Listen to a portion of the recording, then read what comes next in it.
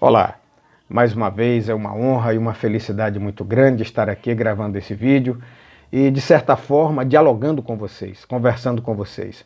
Sempre que eu me coloco diante da câmera para gravar algum vídeo sobre algum tema, eu costumo imaginar que estou em uma roda de amigos, no caso aqui mais de 700 amigos, e nós estamos discutindo algum assunto bastante relevante.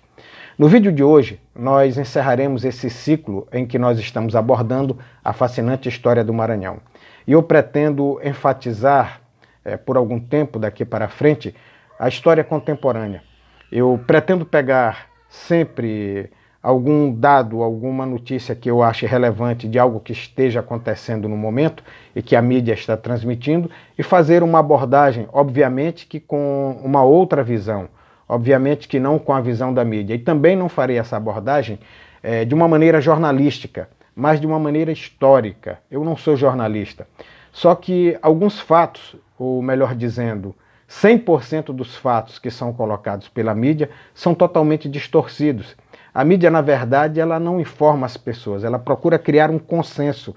Ela tem um lado, e o lado é de quem a paga regiamente. E essa mídia é muito bem paga para criar desinformação e também, como já falei, criar uma espécie de consenso que se coadune com a visão daqueles que regiamente pagam esta mídia.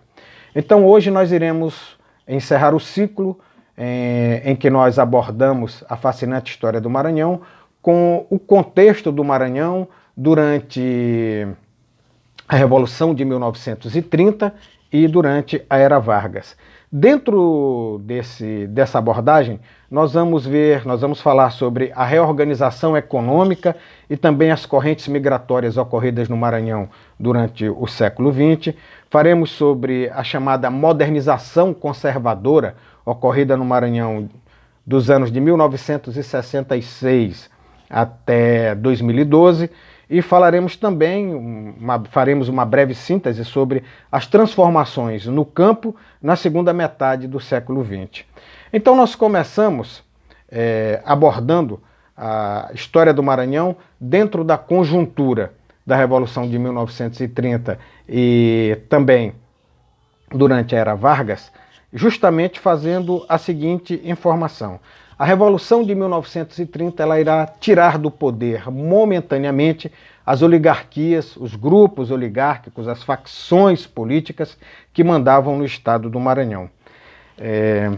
Essas oligarquias elas irão ficar momentaneamente apeadas do poder. É importante nós falarmos aqui dos personagens que compunham essas oligarquias. Esses personagens, todos eles faziam parte do PR, o Partido Republicano Maranhense, e em sua quase que totalidade eram latifundiários, eram donos de grandes extensões de terra. Nós vamos ver no Maranhão uma série de desarranjos durante esse período, tanto no setor econômico quanto no setor político. No setor econômico, os constantes abalos que ocorriam na exportação e as frequentes oscilações do mercado vão criar uma disfunção muito grande na economia do Estado.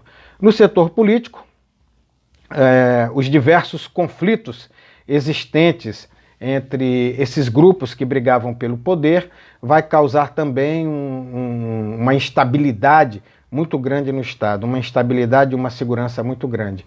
E aí, então, nós chegamos na Revolução de 1930 e a primeira providência do governo Vargas foi colocar interventores nos estados brasileiros.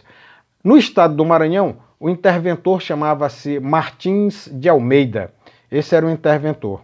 Bom, as oligarquias, elas conseguiram retomar o poder no Maranhão no ano de 1935, em junho de 1935. E em junho de 1936, elas novamente são apeadas do poder. Nós vamos ver no estado do Maranhão o aparecimento de um personagem que durante muitos anos, durante pouco mais de 20 anos, irá dar as cartas na política maranhense. Esse personagem que eu falo é Vitorino de Brito Freire, O chamado vitorinismo no Maranhão vai de 1945 até o ano de 1966. Vamos falar um pouco desse personagem, Vitorino de Brito Freire, ou Vitorino Freire. Vitorino Freire não era maranhense, ele era pernambucano e, na condição de tenente, ele apoiou a Revolução, que algumas pessoas chamam de golpe, a Revolução de 1930. Em 1933, este personagem é enviado para o Maranhão. Ele chega para assumir a chefia de gabinete do interventor, senhor Martins Almeida. E ele chega exercendo e cumprindo funções burocráticas. Mas Vitorino Freire, nesse primeiro momento, ele não foi exitoso. Ele tentou eleger deputados federais, mas não teve êxito. Então ele é convidado pelo presidente Getúlio Vargas a assumir o posto de ministro da Aviação e Obras Públicas do governo federal. A partir daí, esse personagem passa a ter livre acesso e uma maior articulação com grupos políticos poderosos na esfera federal. E aí então ele vai começar a atuar fortemente no Maranhão e vai dar as cartas no Maranhão, vai ser um dos grandes oligarcas que o Maranhão teve. Vitorino Freire, ele não foi governador do Maranhão, mas ele era um homem que exercia um poder muito grande, inclusive chegou a tutelar vários governadores do estado do Maranhão. Perdão. Vamos lá. Então, Vitorino Freire retorna ao Maranhão em 1940 e ele retorna com uma missão: articular a candidatura do general Eurico Gaspar Dutra a presidente da República. No estado, Vitorino passa então a dirigir a política, em torno da qual ele se torna assim o principal líder. É nessa década que Vitorino monta uma estrutura de manutenção de poder no estado do Maranhão, que só vai se extinguir na década de 1960, quando então José Sarney, um outro oligarca, assume o poder no Maranhão. Vitorino Freire era um sujeito de perfil estratégico e ele obteve uma consagradora vitória no ano de 1945. Ele elegeu os dois senadores do estado do Maranhão e quase a totalidade da bancada federal do estado do Maranhão. Era um homem que controlava não somente o setor político, como também as repartições. Ele nomeava delegados de polícia, nomeava procuradores, elegia governadores, parlamentares e exerceu tutela, como eu já falei, sobre vários governadores do estado do Maranhão. Eu vou citar aqui os nomes desses governadores e os seus períodos de vigência mandatária enquanto foram governadores no estado.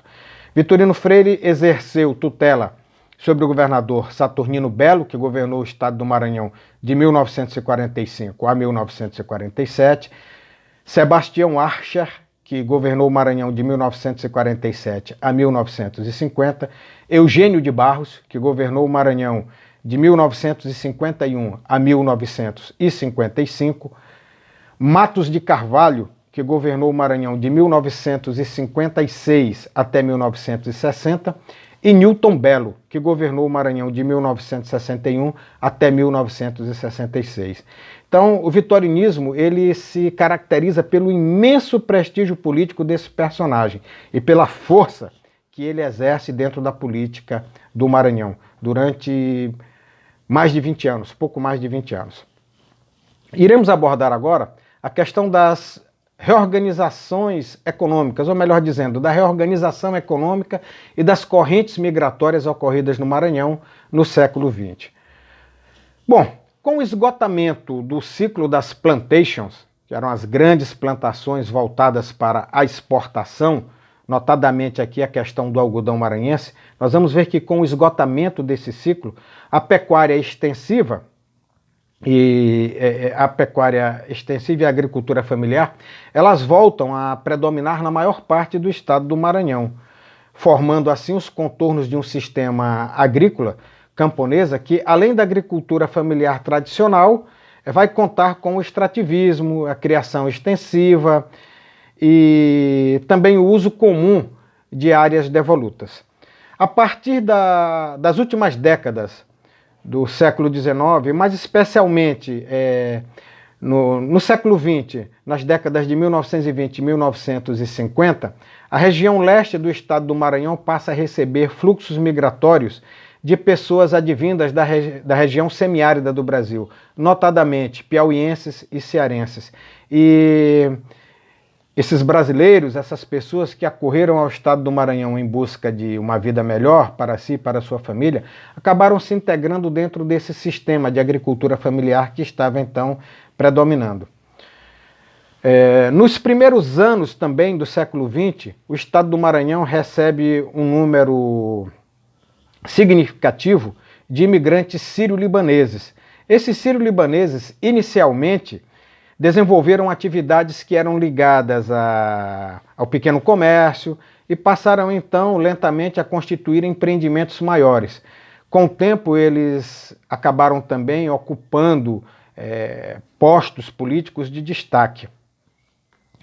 Falaremos agora sobre a chamada modernização conservadora ocorrida no Maranhão. Esta modernização conservadora vai dos anos 1966 até 2012.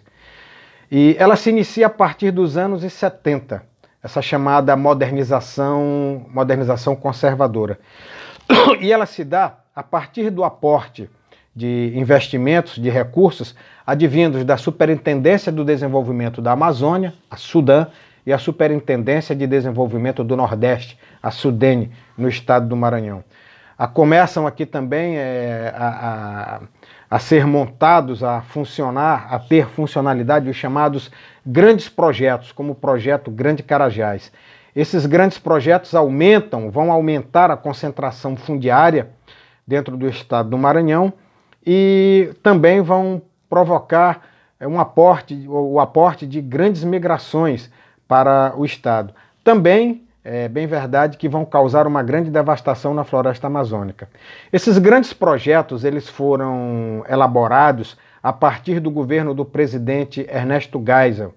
E nós vamos ver aqui no Maranhão, além do projeto Carajás, a instalação da Companhia Vale do Rio Doce e também a instalação da Alumar, um consórcio multinacional voltado para a exportação de lingotes de alumínio. E vamos ver aqui que essa conexão ela vai se dar graças à existência da estrada de ferro aqui no Maranhão, no estado do Maranhão. Essa modernização conservadora ocorrida no estado do Maranhão, ela vai, na sua consolidação, deixar algumas características. Eu vou falar aqui dessas características para vocês. Na verdade, 7 características da modernização conservadora ocorrida entre os anos de 1966 e 2012. Vamos sintetizar aqui. Essa modernização conservadora acabou gerando um modelo de desenvolvimento e expansão capitalista e dentro do território da Amazônia, que o Maranhão é a porta de entrada para a Amazônia. Então nós vamos ver aqui a concretização de um modelo de desenvolvimento de expansão capitalista e o domínio do grande capital nacional e estrangeiro sob o patrocínio do Estado. Vamos ver também no Maranhão o domínio político oligárquico através de uma propaganda em massa, uma propaganda muito forte. E essa propaganda visava sempre consolidar o predomínio desses grupos no Maranhão. E essa propaganda ela vinha sempre acompanhada de um forte discurso modernizador. Perdão. Vamos passar adiante. Vamos ver também aqui como característica o predomínio do caráter paternalista no Estado. Laços entre grupos políticos e capital privados, mineradoras, construtoras e outras empresas. Vamos ver também aqui no Maranhão o caráter de enclave exportador de alumínios e minério de ferro, ferro-gusa e soja. A expansão significativa do agronegócio e do latifúndio, com a destituição paulatina da agricultura familiar. Vamos ver também um caráter de devastação ambiental com o esgotamento de recursos naturais.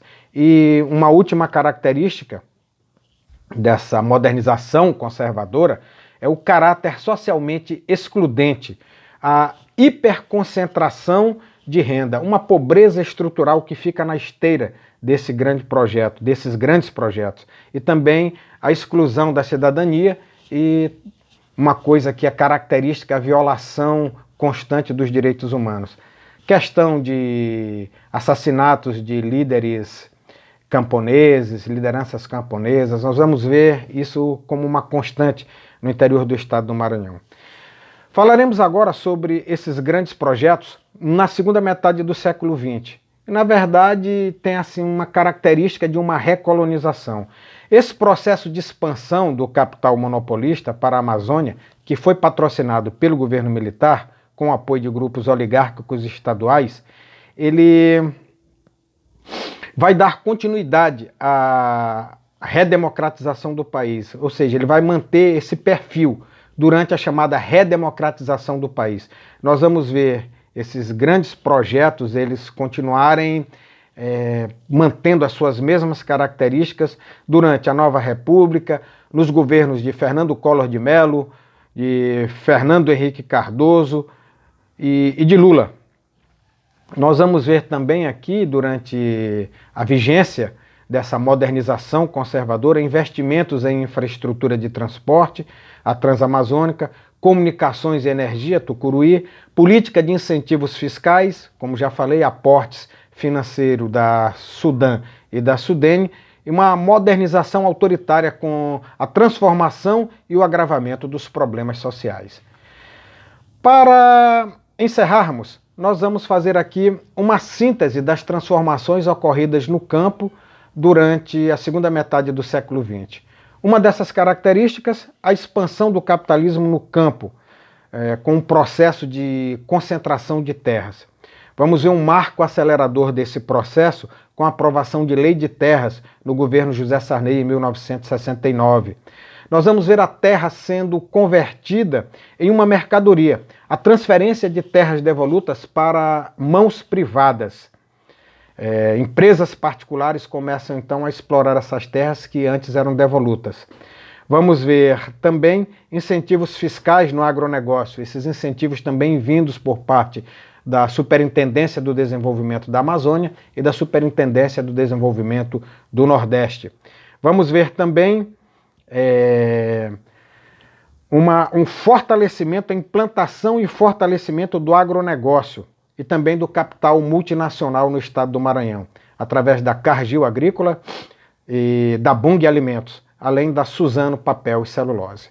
Bom, assim nós terminamos esse vídeo, encerramos esse ciclo falando sobre a fascinante história do Maranhão e os próximos vídeos nós iremos abordar assuntos aleatórios de história, assuntos que eu julgo ser de bastante utilidade e também assuntos contemporâneos que são tratados pela mídia, do que está acontecendo no momento, mas de uma forma que eu considero também bastante equivocada, que na verdade não informa, mas desinforma as pessoas e opera no sentido de uma criação de um consenso para favorecer justamente os grandes exploradores, que são aqueles grupos que estão por trás e que financiam essa mídia que, na verdade, não nos informa nem nos educa. Assim nós terminamos aqui a nossa apresentação.